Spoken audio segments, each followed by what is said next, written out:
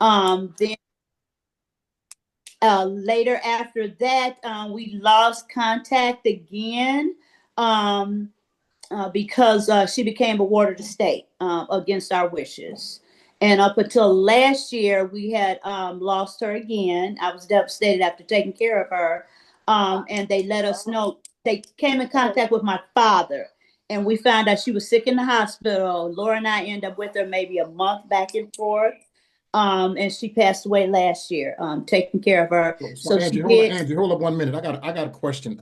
Mhm. When you get to be my age, you got to ask the question. So Right. you made a comment about she became a ward of the state without you guys being happy about it. Mhm. Can you elaborate on that and explain to the We're extent that not you'd sure like to share? exactly how it happened because when Okay. she was younger, my father went to court and he was doing stuff. He had court records and stuff. He was okay for her, any surgery. She had surgery on her eye, heart surgery, everything. And we don't even know what happened or how it happened. Okay. How she became ward of the state. When she did become ward of the state, we were trying to figure out, okay, why or how. Right. They were saying they couldn't get in touch with my father. At that time, it was my father and his two brothers. Right. And they would helping Amel with Tracy. But we're not sure exactly how it happened and how it fell through the cracks. Mm. But it was a blessing when she was having illnesses and problems, and somehow, although they couldn't get in touch with us for us to be guardianship of her, whenever it came to something important, they always found my father's number. That's how we ended up getting in touch with her last year. And they told us that she was in the hospital. We heard you were the kin, last kin, da da da da. Right. And that's when Dad had started his issues with dementia, and he let us know. And that's when my sister and I went to the hospital, and we were like with her her last month, and dealt with Hmm. her. So How one it of the happened, we're things not that I can say, Angie, is I believe what happened is because my aunt, so her natural mother, and because she was struggling with mental challenges, Hmm. I think just in between that, they were trying to contact my aunt, and before my aunt passed, because they couldn't contact her, my father would only come up when it was more serious. Right. But it was kind of like when they didn't want to find my dad, they said they couldn't find him. Um, So who was approving? I'm just for me. I'm just because I'm trying to understand like the legalities of it for myself. I took care of my mother till she was 93 and passed away, and had to do power of attorney to her medicine, her finances, and yeah. also any medical treatment. So I guess I'm confused or thinking who's approving all these medical procedures? Because these sound like some major procedures, not just, Yeah. going and do something simple. So they were just doing it on their own based on her condition or Yeah, so I think when she was younger, my aunt would have because my aunt she's the parent. right.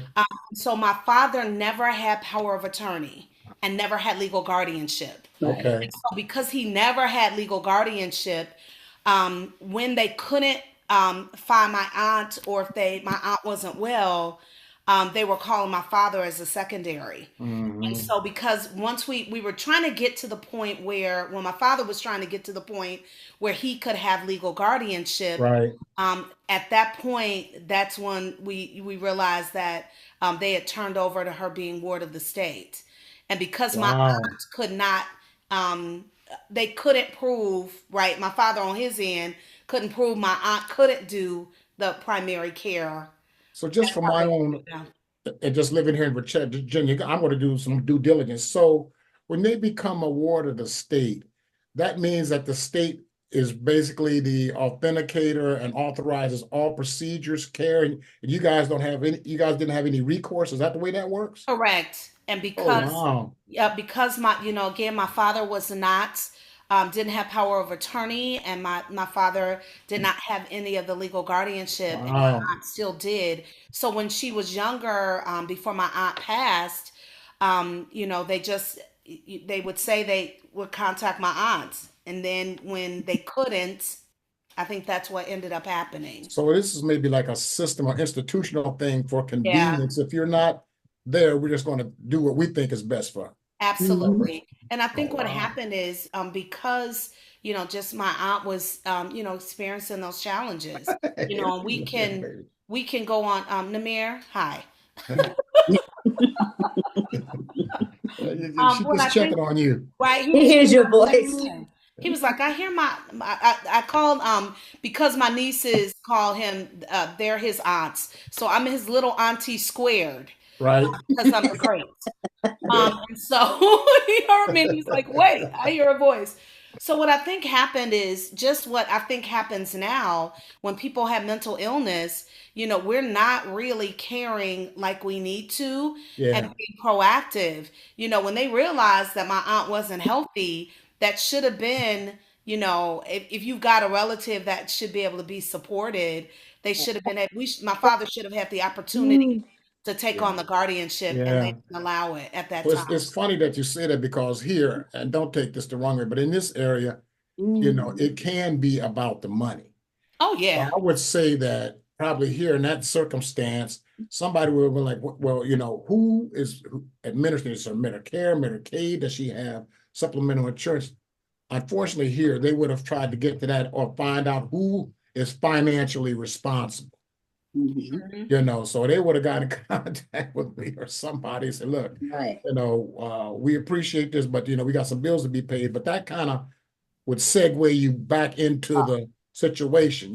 So I find that Yeah, just and so I think interesting. what happened is just earlier on, I think that's how she ended up becoming ward of the state, right? Because Mm, I agree with you. I think just with that financial end, it was, who now cares, and since her mom can't do it, and I'm not sure where her dad was at the time.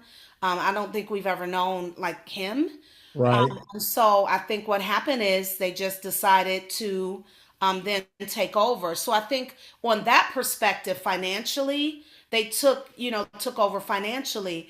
But the other piece that I think that I was thinking of when you said financially, they also benefited. This person then became a guardian.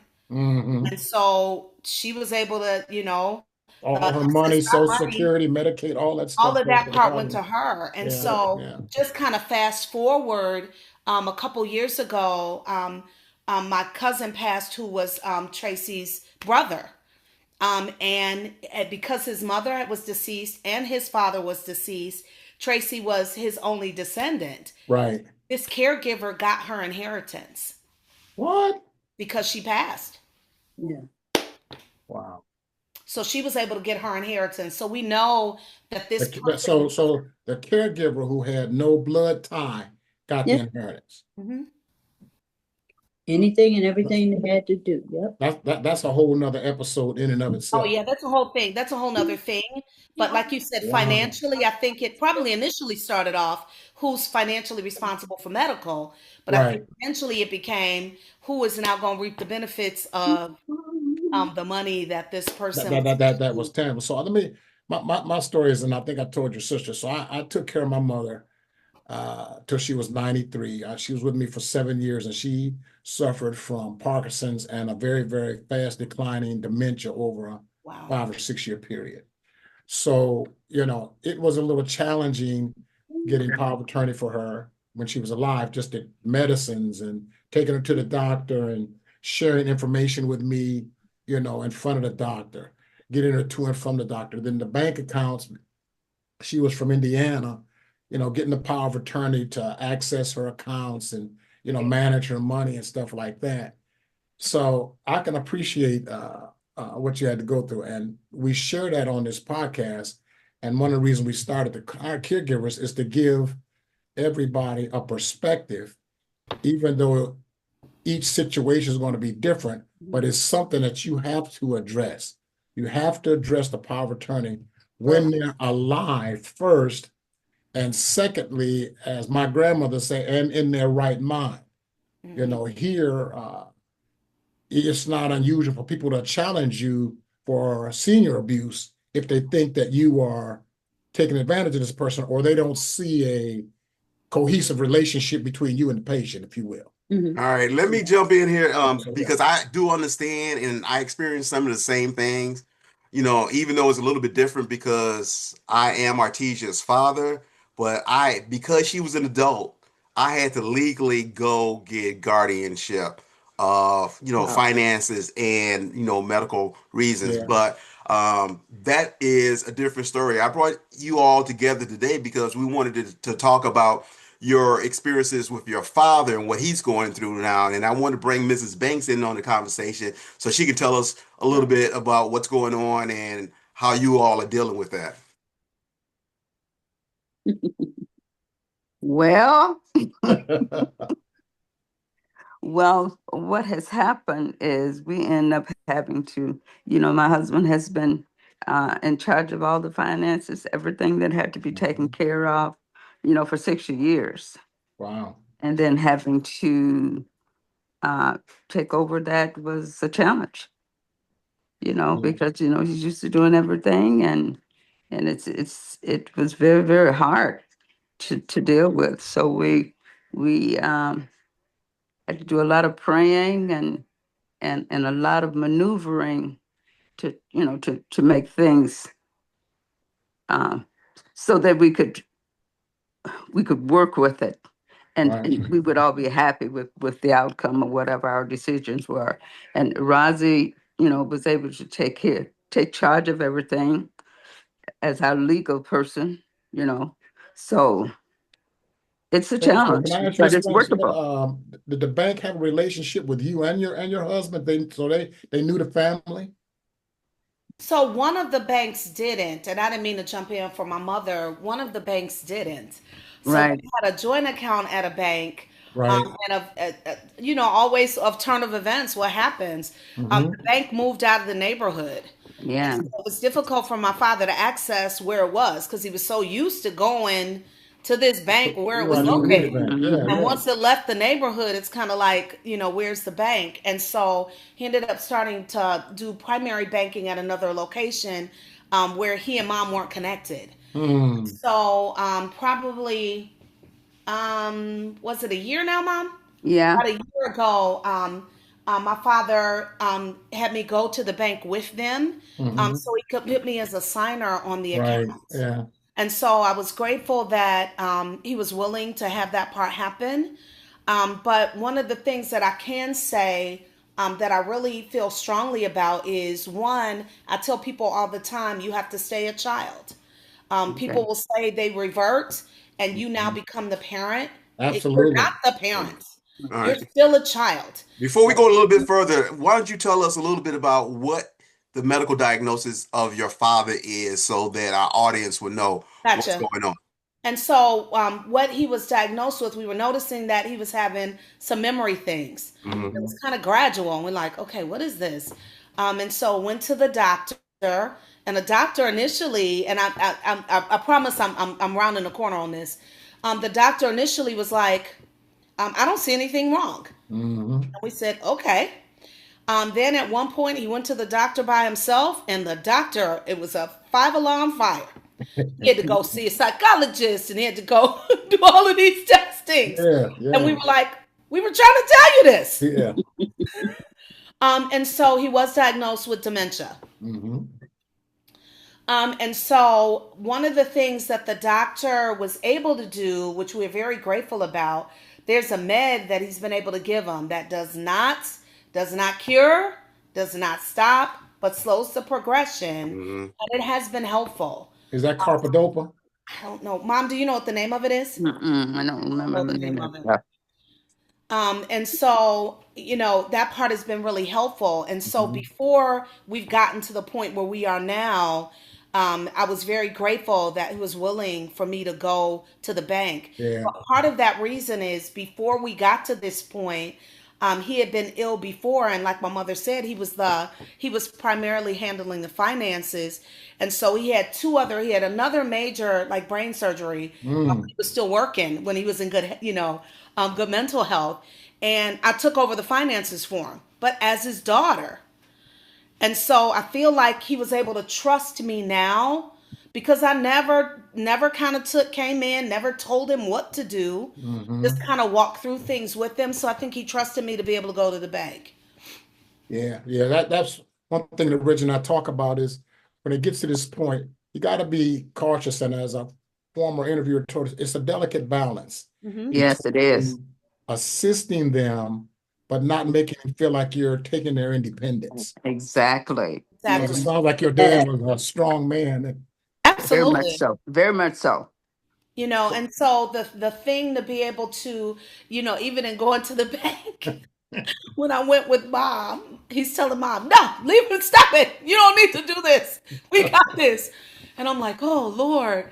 And so, you know, but always being able to, you know, you have to tread lightly, you know, and to your Yeah, you point, do. I was telling my sisters, we still got to allow things to happen. Because Right. a couple years ago, had we taken a car, had we Mhm. rushed in, it'd have shortened his life. I know it. Oh, no, it's no doubt about it. And It'd have I'll shortened his disappoint life. my mother. She wanted to drive and drive and drive, but she was not doing well. Just dementia was what she was diagnosed with. But she still went to drive to church and stuff like that. Mhm. She was listening to me, but she wasn't listening to me. Mhm. So finally, the doctor told her, said, Jean, you got to stop driving. Okay. You got dementia and you got some other. So once the doctor told her, then she was okay. Mhm. But as her son, she was like, no, I'm not saying I'm telling you what to do, but, so after that point, she kind of started taking advice and trusted me a little bit more, so I can appreciate that. Yeah, Yeah, because one of the things we that we did is he won't go anywhere he doesn't know. And so we're very grateful about that. Hmm. So if he doesn't remember where it is, he's not going. What yeah, about we does he had an walk outside, episode countryside? with a What? guest named Lisa, who talked a lot about this and how to, I don't want to say really maneuver, but to Mhm. get agreement with, in her case, her mother, to do certain things, Right. and also give yourself a lot of grace because there's no manual for being a No. caregiver. No. And every situation Not at all. is different, right? And you just got to learn to to get used to it and go with it. But I want to make sure that all of y'all are talking. So Angie, tell us what it's been like from your perspective dealing with your dad's diagnosis. Well, with me, and like I told the girl, the three of us has talked, Rosie does this, Angie does this, Laura does this. With me, my background being the CNA and taking care of people, I was kind of seeing stuff, but forgetting and doing stuff. And he's such a busy little man. He does everything and Right. stops him and things. And what's really I kind of getting me, and I thought it would be a little easier for me Mm-hmm. because I've dealt with this and on employment aspect. And so I tell people, they be like, "Oh, Angie, you did this, you dealt with this, you did with Granny, da da da," and I do. But when it's your family member, That's right. your Yeah. parent, like my Yes. sister say, your parent is something totally, Totally totally different. different. Yeah. And I told her sometimes because we have like our kind of things we do. I work out there an educator, and mom is busy and she does food pantry and stuff. So certain days of the week, I would go and get him lunch or spend time with him for lunch. But sometimes it's really, really hard. You have Yeah. to have your kid something because he'll get to that point. He might not open the door for you, and he knows you coming. Hmm. But what my biggest issue is just seeing that this is my dad, Hmm. and you say, "Oh, hey, Dad, this is Angie." You like it hits you. And I Yeah. tell people, I'll say, "Oh, Angie, you dealt with it. That's your job." When it is your immediate Person. family Yeah. member, Different. Yeah. your parent, it's much harder. And seeing him, and like I told you guys, I have 5 kids, so we told the kids, so we have pictures everywhere. My kids call and say, "Okay, granddaddy, this is Daryl, or this is Angel, or whatever." Hmm. So and I have one lives out of state. And when he got sick and in the hospital recently, my sister and my mom was like, we need to get Brandon here because we want him to remember. So Hmm. mom got Brandon here for Thanksgiving. And so he was like, "Wow, mom." And I said, "Yeah, but Yeah. Granddaddy's the same, but he's different. That's So what you have to I tread have with lightly, talking to him, being with him, and things just of seeing them, because people would come see my mother and I would tell them, look, she's 92 years old. Okay. Mhm. She's not 90. She's not 87. She's a completely different person because people Person. would come to see her. And some of them would get visibly upset and emotional because I hadn't seen her in a year or two. But, Yep. you know, It's hard. uh, to your point, you guys' point, when you're living with it every day, you see the decline, but you may not see it as drastically as somebody that hasn't seen them in a while. Exactly. To your point. So, I mean, you're right. I work on it every day, but when it's my dad, it's a little bit different. And I guess we had on Lisa. Her parents owned a nursing home, a patient facility, retirement facility. And one point she made was this: it's different if we would have had mom at our facility, because, you know, she actually was a board member too. So she just made the decision that I don't bring her to live with me because my two brothers and I, we can't manage mom because she's our mother, you know. And like you said, your dad, you know, I do it, but it's just the different, my feelings and the way I'm feeling about him is different. That's all. You know, another thing too was to help it was very great for us, our trackers. Oh Really? my God, such a blessing. The what do they call Mom, I keep telling you to stop telling people we put a tracker on you. So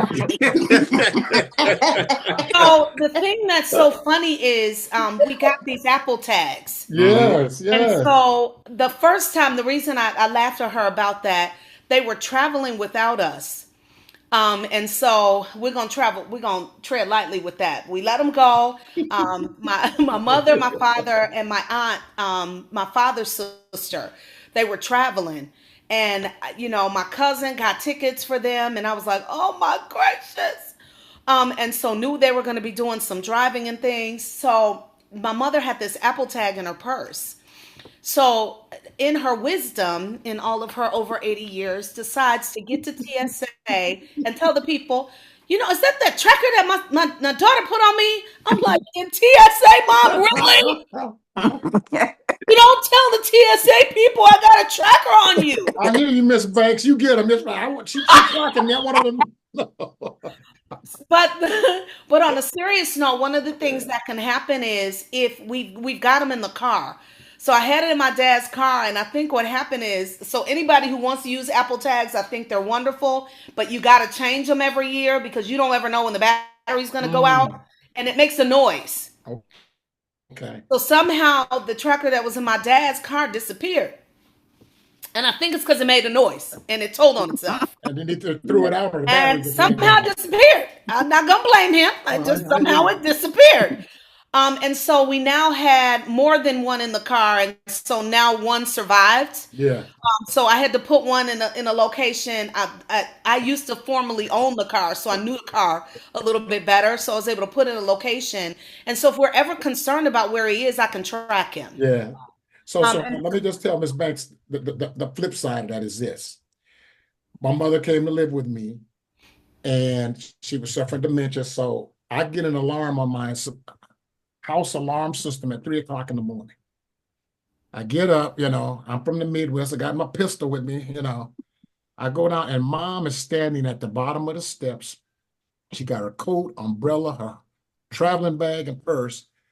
And she thinks that her girlfriend is coming to Virginia from Indiana to pick her up. So she opened up the front door to go outside to look and see if her friend's car was in the driveway. And that's when I got up. So she's coming back in. I said, Mom, what are you doing? She said, oh, well, Phyllis was supposed to come pick me up. And I just went outside to see if she was there. So I didn't see her, so I came back in. That's where a tracker is invaluable, because it could have gone a totally different way. But I will say is, once she came back in, the very next day, I put deadbolt locks on all the doors. All right. So now her thing is, as a Christian woman, she said, if God called me and I got to get out of here, I don't know how to get out. I was like, Mom, I got to come by your room to get out. So trust me, if I'm leaving, I'll get you. But she was concerned about being locked in. The other part of this is that after we got settled down, I said, okay, you can go back to your room now. Since, you know, Phyllis and I, she said, son, I can't make it back. I said, no, wait a minute now. You got up at 3 o'clock in the morning, put all your clothes on and all stuff, but you can't make it back around the corner to your room. She said, no, I can't make it. So, to your point about the tracker, absolutely. Absolutely. You know, we have people here in our neighborhood all the time, you know, senior citizens, 80, 90 years old. They just walk off down the street, and to your point, Roz, everybody's very happy that they had trackers to be able to find them. Because a lot of time they'll just go sit on somebody's porch, or they Yes. think it's their porch and somebody's inside, they haven't come. So yeah, so trackers aren't a bad thing, Miss Banks. No, I know. Yeah, we just don't tell TSA they're on us, okay? Right. Mrs. Banks, you Yes, have been married to Mr. Banks for over 50 years. yes. 60. So tell me, what is it like now, now that he is going through this, and how has it changed your relationship and you with dealing with, honoring your vows, for better or for worse? Well, the word says till death do us part. It didn't Amen. say if you were sick or whatever. It Right. says till death do us part. Amen.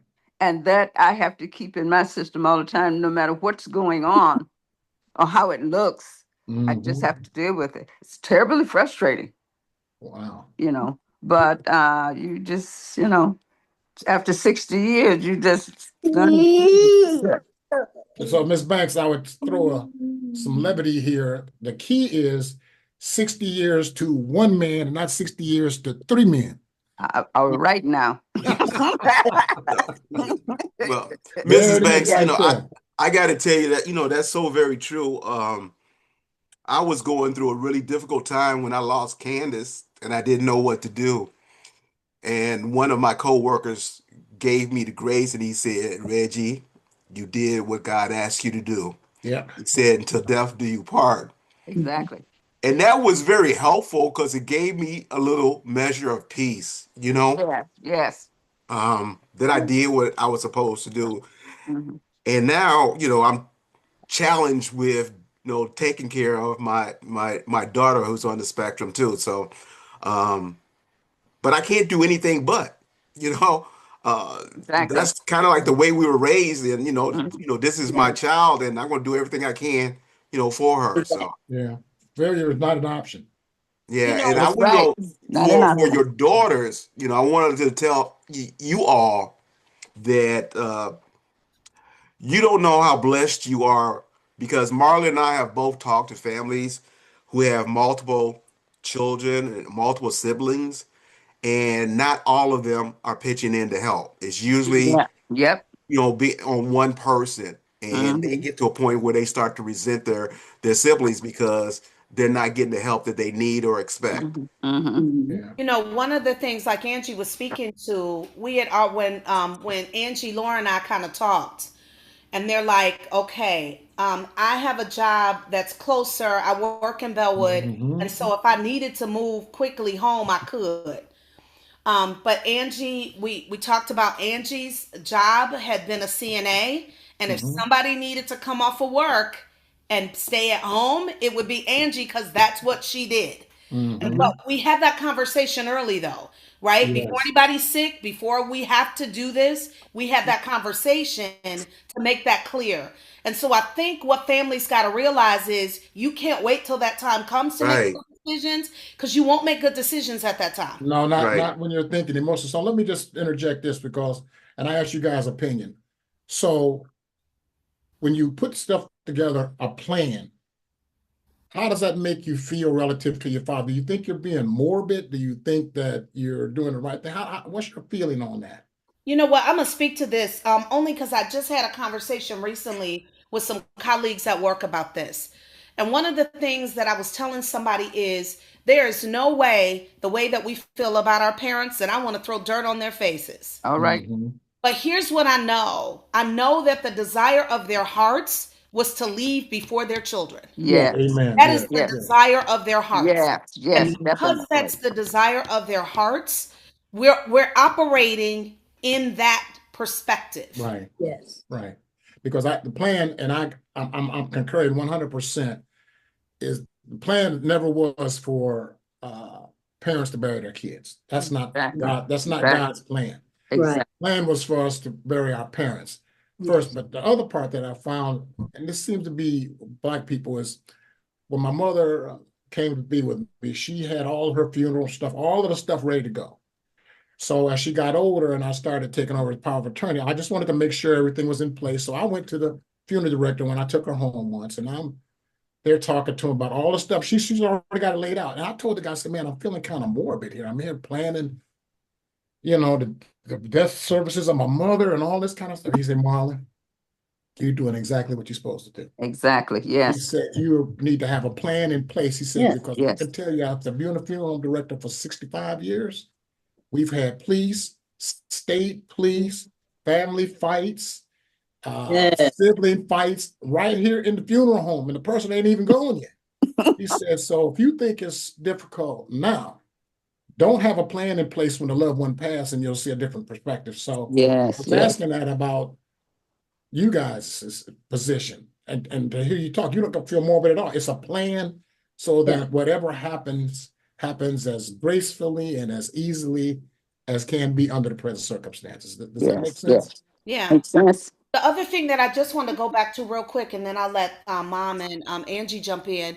My father recently had pneumonia, Mm, and both my parents, I tell my sisters that, and this is not an offense to anybody who was ever was chosen to be a child. I said that we need to keep ourselves together because people are gonna think that these aren't our natural parents because they look amazing. And so they look amazing. And so we got to keep ourselves together because if not, people won't believe we belong to them. But my mother was watching my dad and she knew something was wrong. mhm, Mhm. He didn't have it. He didn't cough. The mhm. only thing he said is he felt tired. Yep. Mhm. Hey, she been with that man for 60 years. Mm-hmm. Right. And Mm-hmm. so she could tell something was wrong. And Mhm, so she called me and she was like, "Nah, I just want you to go upstairs and go tell him good night." Because she wanted me to lay eyes on him so I could see what mhm. she saw. Yeah. Mm-hmm. Yeah. Because he had nothing. I mean, there were no symptoms. We get to the hospital and they're like, this was bad. He Mhm. had no symptoms of pneumonia. Yeah. Yeah. Yeah. But that And goes when I back to was there, they called me and I went to the house and I was like, okay, my job is close by. I was just going to do lunch or, be with him because we knew after mom said that we knew something. And with me Right. having a medical background, certain things that you see and you look at, but also my family's always told me I have this gift. It's a gift that I've been born with about when people are sick, especially children or something. It's like my body just lets me know and tells me something. So he was sitting there and he was saying he was okay, but I'm like, it's not okay. No, I hear And you. like she said, everything, I've had pneumonia. He had no cough, no fever. He didn't have any real symptoms. Mhm. So he was supposed to go to the doctor. He refused to go. And my little sister and my mother went. And then when we got back, I had already called him and said, guys, if I have to call 911, he's going to the doctor. Something's not Mhm. right. And the doctor had told them, take him to the emergency room. Something's not right. And when Mhm. we got there and they took him back right away, we were like, oh my goodness. Mom picked it up first, because that's mom and being there. And Right. then when I got there with him, I said, Laura, he's going today. He's So going he had today. pneumonia? He Yeah, had he ended up pneumonia. having Oh, pneumonia. wow. Yes. Never coughed. He didn't have like the regular symptoms of people that had pneumonia because Right. I've had it before. He just had fatigue and he was tired. And I noticed he would talk to us and he would doze off and stuff. And I'm like, he's not himself, but we would have never thought he was that ill. Yeah. Mhm. No Never. outward signs at all, huh? Mm-mm. No. No, No. no. And he ended up being hospitalized. And we were, Really? wow, So So sometimes like your some of the instinct things has that to help. eventually came up is it sounded like the best way I can explain it, like you have marbles in your mouth. Mm. Mm. Mhm. Yes. And he kind of had a glazed over, but Right. that was about it. That wasn't, but that wouldn't have read to me pneumonia. You know what I Mhm. mean? Yeah. At least me not being a medical professional. What But They I about me? How thought you it guys was think like I a look? I thought it was more like a stroke or something because of the Yeah. symptoms that he was having. Mm-hmm. And then they were like, no, and then they watched him for that too. And I said, pneumonia. Wow. Wow. And after he was in the hospital, they put him on those serious antibiotics and stuff. He was within a day. He Back was up to yourself. totally different. Mm. They Outside still raking had to be leaves. there, but I hear you, Miss Banks. Well, that leads me to a question then. Is there ever been a time when, he has faulted you on doing something that you think is the best for health? Oh my Reggie. Now you Lord. know my dad, Reggie, Hey, listen, I let Miss Banks answer that question. Reggie. Oh Okay, my before Bob even goodness. speaks, Reggie, me and my sister were in education, and we always talk about in service. Uh-huh. Dad has given us in service on how to flush the toilet, how to shovel, how to do this, that. No, no, listen, girls, this is how you do it. You can't just clean the car off. You have to do it in this particular way. But I mean, come on now. Those are man things, okay? Those No, are No, no, man that was not and the this father engineer in time. things. him. I Y'all told you, beating I him up a shared with you, little bit Marlon, that here. he was an engineer. So yeah. I'm an But you engineer know, too, so I got the meticulous part. So that you don't get any kudos for that one. but see, Mom, I go always ahead, say Mom. my husband knows everything about everything except childbirth. Well, I'm not going to touch that. We'll go to another subject. It was funny, Reggie. Recently, he was with my parents having a mansard roof outside of the windows when we Lord. had some bad snow. If the snow melts, it creates ice. Right. And so he wants to chip that out of the windows to make sure it doesn't fall on anybody. So he was working on the windows, and I said, "Can I give you a hand?" And he said, "No, I'm okay." So I was like, "Okay." Then he calls me and he says, "Yeah, now I want you to give me a hand, but I need you to wear a hat." I said, "Okay." I get outside. He's on a ladder. He is trying with a pole to try to get the ice off the house. So these big chunks of ice are coming down. I'm holding a ladder. I am calling on the name of the Lord for both of us. I'm trying to stand under the easement. I'm like, please don't let the chunk of ice cluck him in the head. I'm Right. like, he didn't want me to wear a hat. He needed me to wear a helmet. But you see, that was good management because he put you down below and he stayed up top. He did. And so he didn't put me up to use the stick to go. So I was like, oh, gracious. And, so it did have to tell me how to hold the ladder and position the ladder, but I'm used to that, and that part doesn't hurt my feelings. But yeah, it was going to hurt my feelings to get clucked in the head with a chunk of ice. And So I let didn't me want ask you him to guys. get clucked in the head with a chunk of ice, but I just held the ladder and you pray. But So the bottom line was mom had just had knee replacement. So our Mm. baby sister was there with them. She called me. She said, Angie, I'm just letting you know I might have to call 911 because dad wants to get upstairs on the ladder and get the ice off the thing. And he wanted me to go out there with her. Laura said, absolutely not. So then the next sister comes in and she's goes out. And she said, now, Angie, they might have to have two ambulances. One for Roz and one for for dad. me. Because she's out on the ladder with dad. So let me ask you guys this. So day to day, how are things with Mr. Banks and stuff now day to day? With you guys taking care of him? Because it sounds like he's in good hands with the three of you guys. Yeah, so the thing about it is, I really feel like we still really allow independence. And Yeah, if most anybody important. starts to kind of talk about, like, there was a conversation about him driving the car one time, and I just remind them, one, that I gave him the car, so the end decision will be mine. I'm There you just Yeah, go. saying, I yeah. gave it to him. But the reason I say that is I walked through it with him. Hmm. Right. He had an accident in a car. That was before we knew that he had a diagnosis, and so we're not sure if that was related or not. Hmm. But the end of story is I knew that I didn't want him to be over 80 because he was gonna go buy another car. And I'm like, you can't have a car note over 80. So I can have a car note because I'm still working. So you're gonna take this car. This is how this part works. And so if there's anything with the car, he entrusts me with it. Hmm. And so I feel like, if somebody got to make that difficult decision, ultimately I want to make that decision because I gave him the car and we can have that conversation. Well, the And other that thing I'll part's say going to is look that different. it's nice that you guys are involved Hmm. collectively and for his good with Mr. and Mrs. Banks because you gonna always have Monday morning quarterback and outside folk that know more than you know, but they're not in the trenches with you. Exactly. So, I hear what you're saying, Mr. Outsider, but I'm here every day. Thanks, but no thanks. We got it, So you get a little of that too? Yeah. And so I live closer. And so, sometimes I feel like now my mother dropped off. I want her to hear this part. They'll have friends and I know they feel like we should do better. And, like when my mother had the knee replacement and I'm in the hospital with her, she was like, can you hand me that? I'm like, nah, you can get it. You can still There reach you it. go. Nah, you can Yeah, do it. yeah.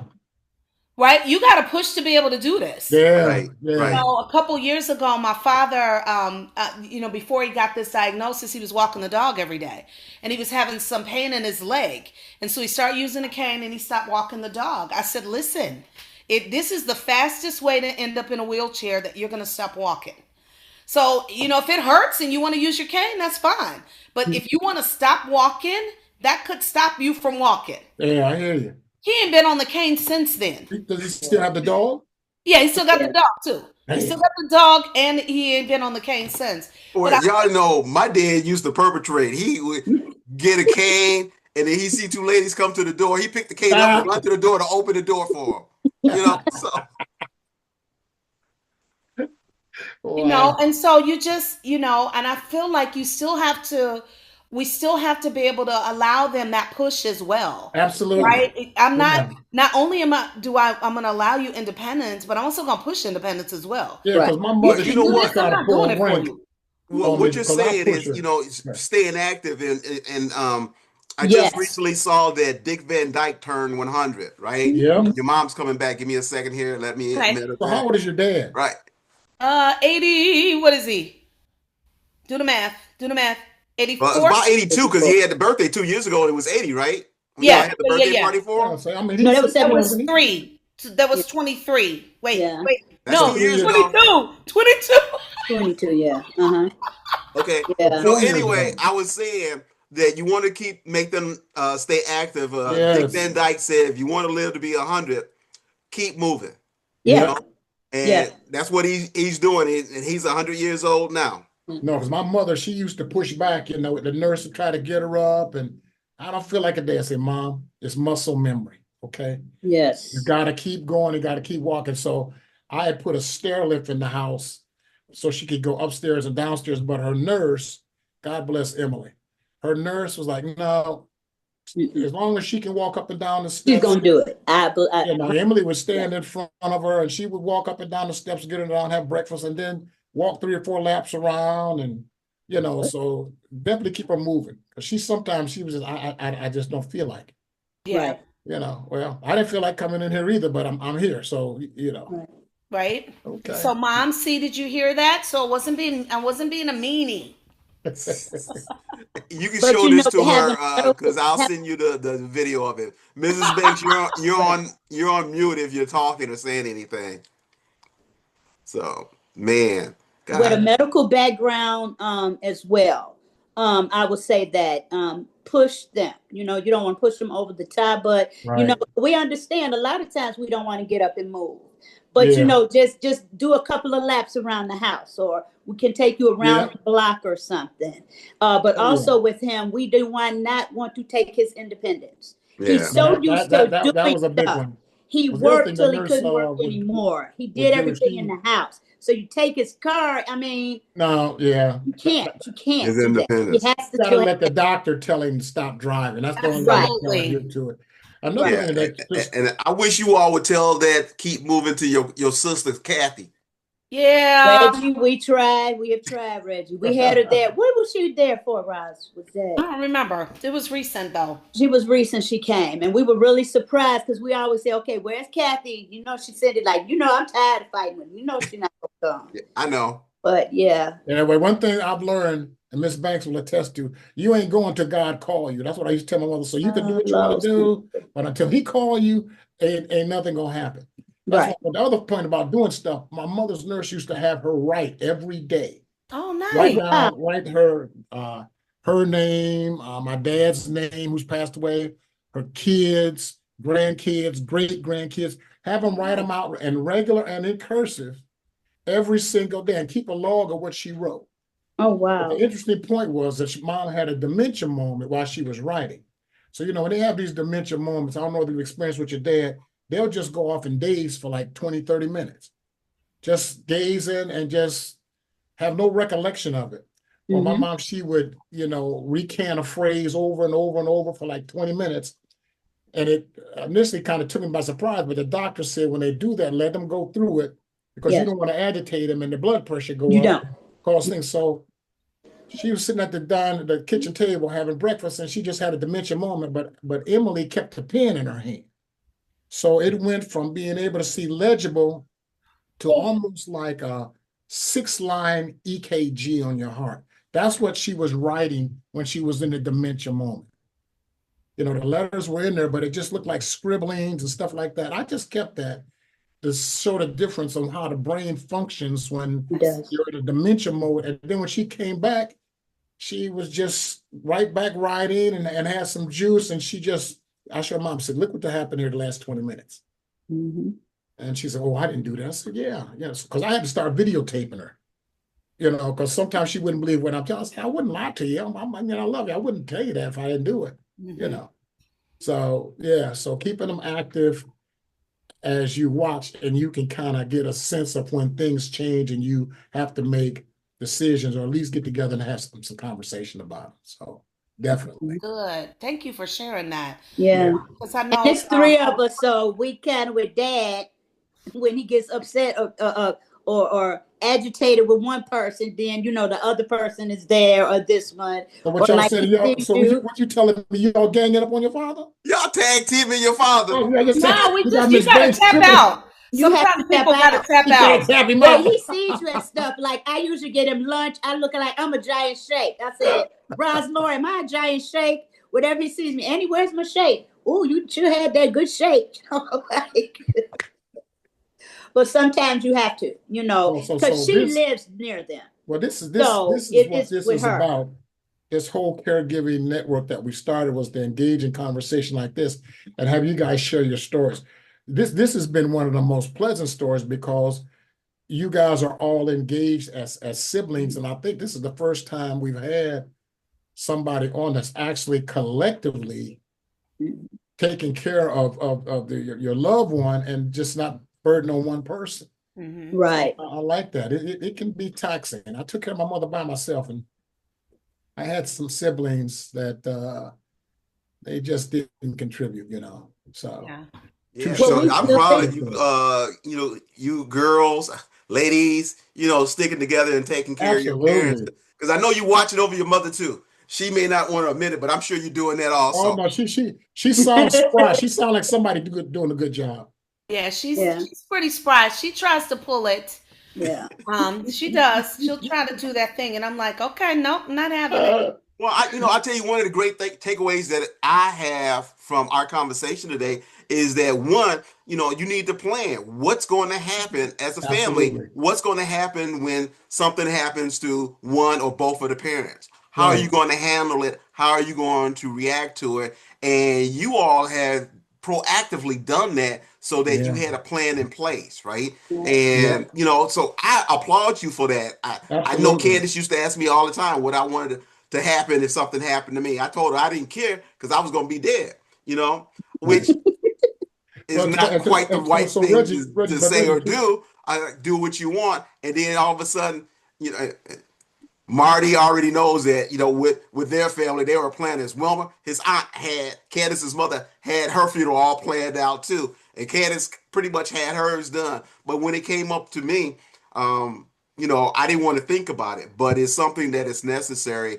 And when I had to go through it, it was easier in some aspects because they had always told me don't put money into the ground, you know. yeah. And I probably ended up spending a little bit more money than I wanted to for Candace, but that's because of the love I have for her. Mhm. If it had been Austin, it wouldn't have been quite that elaborate. So, Well, look on Don't do Austin like that. but the residual on this right here, this conversation is because you guys are three. There's always a question: what happens if the caregiver gets sick? right. So my Exactly. mother's favorite thing was like, son, what's going to happen to me if something happens to you? You. With Yes. you guys, just the residual of your love for your parents kind of got a cross fertilization here because you've got three of you guys that are looking out for your mom. But if something happens to one of you, you know enough to be close enough to help your sibling out, and that right there, that's worth itself in gold.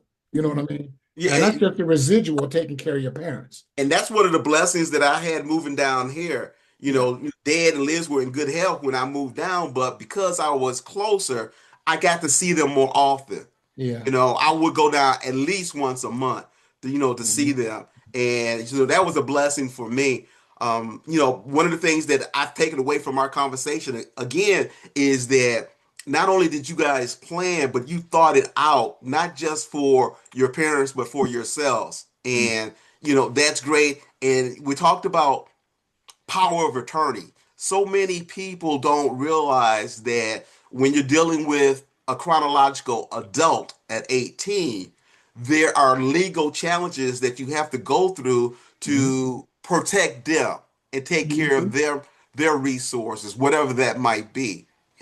Like I said, I had to go legally to get guardianship of my daughter, even though, I've always been there. Mhm. Right. Her Yeah. doctors knew Candace, but none of them knew me. And I knew if some medical issue came up that I needed to have a power of attorney to be able to do that Yeah. or guardianship or something. And so we need to be more proactive Yeah. in our community and all the communities as to what's going to happen if something untold happens. Because the bottom line is when the crisis happens, if you don't have things in place, it gets much, much, much, much more complicated, convoluted, and emotional. It It's Time does not move fast enough when you need does. something that could have been planned for to happen. and also it's more expensive if you wait to the Absolutely. last moment too. Yeah. Yeah, it Oh is. yeah. Yeah. So cool. So yeah. So it So hasn't been, it's not perfect for us. There's still some things that we need to do, oh yeah. especially legally. But at least we've had the conversation. Mhm. And so, when we're able to get to that point, we've already had the conversation. Well, Yeah. it's not going to be perfect. Right. No. Nothing you plan is ever going to be perfect. So you just do the best you can. And that's what we've learned through these challenges and through in Yeah. talking to different people like yourselves. You do the best you can and give yourself some grace. Yeah. Right. You're doing what you've been asked to do, not by your parents, but by God, to take Yes. care Mhm. and love and honor your father and your mother, right? Yep. And there are going to be some challenges. I got challenges. Marty had challenges. Yeah. You just, give yourself some grace and get through it and laugh when you can and get some rest Yeah. when you need to. The other thing is that don't beat yourself up. I mean, I have no reservations. I know I took absolutely the best care that I could take care of my mother. And the only person that could treat her better is Jesus, and that's where she's now. So I'm okay with it. Funny story, when she was on the decline about 3 or 4 days before she passed away, I, for my own selfish reasons, wanted her to get better. I knew she wasn't going to get better, but selfishly, I was like, oh, I just wish she could get another year or something like that. But I Right. was just being selfish because Right. in the end, I knew what was going to happen. I just didn't want it to happen then. But by the grace of God, He don't never let you know. He just have you prepared. Exactly. So, when she was ready to go, I was there holding her hand, and I was good. She was good. You know what I'm saying? So, yeah. You Yeah. were I don't talking want to about keep you. laughing sometimes. We had last year, we had these, we were setting up for Thanksgiving, and I got my parents this little card table because we're trying to make sure that family assembles around some of those meals for the holidays. Because Right. the thing that we've said is, to your point, I don't want people to have a regret. Right. And so Yeah. you had the opportunity. If you didn't seize it, we're gonna check you when that time That's comes. right. Right. Just hands. I mean, we already know we're gonna check you when that time comes because you have the opportunity. Not, So you're anyway, not going to do the Chicago check on them, are you? oh, absolutely, absolutely. So anyway, Southside my Chicago father was check. trying to find these TV trays, and so he was saying, "I'm trying to find the chairs that match my TV trays." And so he's really going around looking for the chairs to match the TV trays. And so the family's looking. And so I say to him, I got TV trays just like that, but mine didn't come with chairs. And I just walk away. And the kids are like, I can't believe you said that. I'm like, you do that or you get upset. Right. You gotta find a way to laugh this thing off, or Yeah. Yeah. or it's upsetting for you. So that wasn't Yeah. upsetting to me. I just said, yeah, I don't mine are just like that. Yeah. Mine didn't come with chairs. So, well, let me ask you that. Do you all have any questions for us? We've talked to you and asked you questions, and we know that you're going through some challenges. You tell me. At what point? Is it, Go ahead. Go ahead, Angie. how is it with that being my specialty, Reggie? How is it with Artesia now that mom is gone? Like you said, it was Candace, Candace, Candace. Now it's dad. How is it with you being a girl dad? Yeah. It's hard. I am not gonna lie. Um, Because if it was us, then he got boy parts. She got girl Boy parts. This part. and is a that's girl one of the dad, things that's and one of the she's challenges special. that How? yeah, that's one of the challenges that both Marty and I went through. Yeah. After Candace died, at some point I realized that I didn't know if Candace had ever taken her to a gynecologist, and she was like 30 years old. I'm like, I need to make sure that she goes to see a gynecologist, right? And for the life of me, it literally took me 9 months to figure out who Candace's gynecologist was because I figured Artesia was always with her and she would be more comfortable with somebody she Mhm. recognized Somebody. at least, Yeah. right? And it took me 9 months. And then all of a sudden I realized, Reggie, you got insurance. Call them. They should know. And I called them, got the name of the doctor. And as soon as I heard the name of the doctor, I'm like, yep, that's right. And I set up the appointment. And I was cool doing that. But on the phone with the nurse, I started breaking down crying because I started thinking like, wow, this is something Candace would have been doing, right? Yeah. And I was cool making the appointment, but I was not comfortable going into With the her. examination with her. And I knew she needed to have somebody go into that examination, right? To be an advocate for her. And I have a cousin down here who said that she would do it. And I had just started seeing and dating Frances at the time. And when I told Frances about this, she said, I think the woman in your life should go in with her. And I told her, I can't ask you to do that. And like, a typical black woman that I would deal with, she said, you didn't ask me, I volunteered.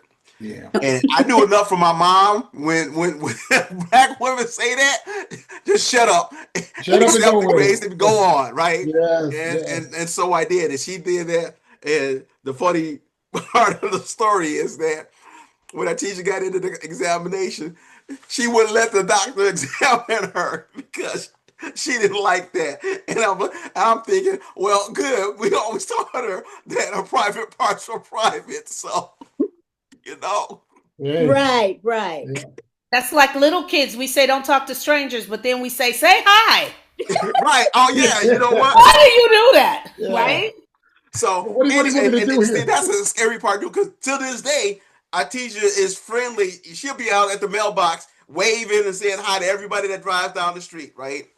But yeah, it's a challenge because she misses her moms, and there were times that she came into the bedroom crying like she missed mom, and I had a friend gave me some grace and gave me some really good words of encouragement and told me the next time she does that, take her to a mirror and show her, and Yeah.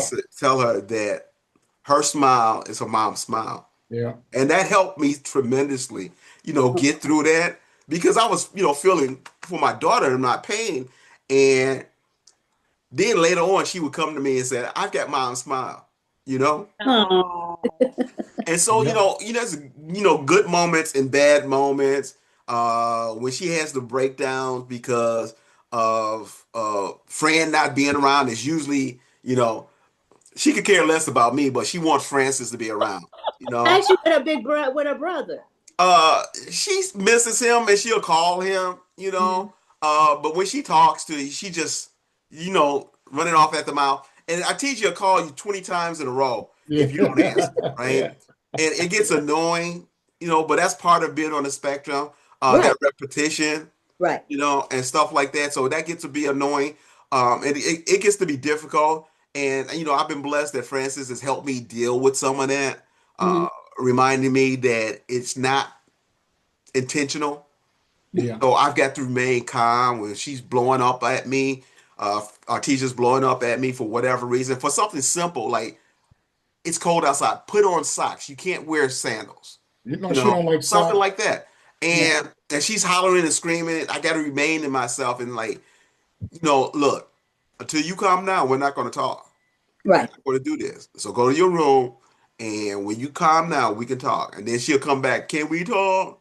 You know, and it's the same thing, but it's like, yeah, but you know, she doesn't understand what I do or have her do is for her best interest, No, right? she doesn't. No, And right. so I just got to learn to deal with that. The hard part is remaining in myself, and sometimes, you know, I get so frustrated and agitated that I have to leave. Now I can leave for you know 2 hours, 3 hours, and she'll be all right. But for my peace of mind, Yeah. I would have to, you know, do It that. But helps. I had to do the same thing with her mom. When her mom got to me, you know, too much, I had to leave then also. So, um, you know, it's different. It is difficult. Yeah. But I'll do whatever I can, you know, to make life easy for her and easier for Austin when he has to be the one to be her primary caregiver. Mhm. You Right. know? So anyway. I tell parents all the time, and you might feel guilty, but don't feel guilty about walking away or Mhm. getting away from it because that's your full-time job. Right. Yeah. And Right. so sometimes you have to, you know, and like you said, the littlest things can set them off. And before you know, the first thing you're going to think about is to just flare up. But you know what? And like I tell my parents sometimes, because I do look at, turn your back to the side and say, when you're finished, then we can talk. Yeah. Mhm. So it Well, is. see, You do feel guilty, but it's because you're that full-time caregiver Well, and they just don't understand. You can't explain it to them. and well, we I'm and going to we have to give you a call, Angie, as a behaviorist. I didn't know you were a behaviorist because I have gone through some changes. yeah. The You other thing is know, that we all agree Russ, that do you think I that can handle caregiving it, ain't Russ? caregiving ain't no joke. It's a full-time job. Oh, it is. It is. You know, so you gotta we'll share this with you, and this is a mantra that Reggie and I came up with, and that is we don't pray for forgiveness or promise. We pray that God gives you strength. Strength. all Yes. So if right, you got strength, you can you get just through witnessed everything. a dementia minute from Marlon. Yeah. It is, we don't pray for patience. We We pray for pray for strength. strength. Peace and strength. Yes. So I See, was looking here for because I dementia tell you, movement. I once prayed for patience, and then a friend told me, don't ever pray for Pray for patience patience. because God Patience will test you. test you. I Yeah, learned that the yes, hard way. indeed. See, So Roslyn's I found agreeing a with me couple things I'm gonna share with wholeheartedly. you that Yes, and my so girl we now we just pray for pray for strength. strength. And Like, ladies, this has been a great episode. Mrs. yeah. Banks, before we sign off, I want to give you the last word. If there's anything else that you want to say, you're still on mute now. Oh, What What she do? she's on mute. can you say something? She's on mute. All right, then we're going to go ahead and sign off. If there's nothing else, ladies, give us just a moment and hang on as we close this episode. Oh, she's off mute now. So any last comments? Oh, Now, okay. okay. This is it for this edition of the Caregivers Network. If you like what you hear, don't forget to subscribe so you don't miss an episode. If there is a topic you'd like for us to explore in the future, please add that to your comments. You can also check us out at cgn1.org and leave a request, a question, or a comment. Thank you for joining the Caregivers Network. And remember to shoot for the moon. And even if you miss, you'll still be among your stars.